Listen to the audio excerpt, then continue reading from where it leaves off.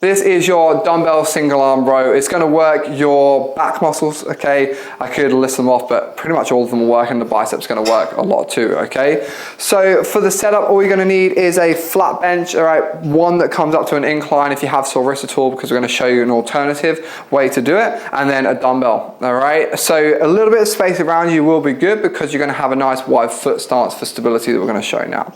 So when you set up, you want your knee on the bench, okay? Opposite to the side you're working. So I'm working my left side, right knee is going to be on the bench. From there, I lean forwards and I have my hand on the bench too.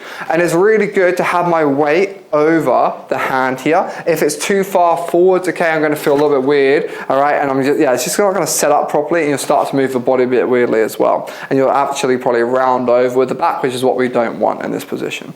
With that spare foot, you're going to pop it out to the side, all right, and that's going to give us a nice stable base and a lot of space to move that weight in, all right. If we come too close, we're going to probably hit it, especially as you get those big dumbbells through the program. So with the actual movement itself, our back is nice and flat, our back is arched a tiny bit, we're not rounded, and we're protracted, so reaching forward to all these muscles along. From here, shoulder comes down, elbow comes back towards the hip, and I retract the shoulder blade to get everything up here nice and tight.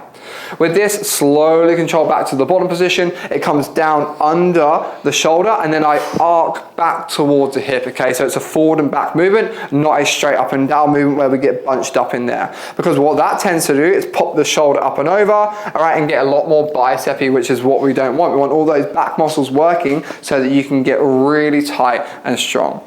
If you start to round over, you're not going to get the same squeeze as you do normally.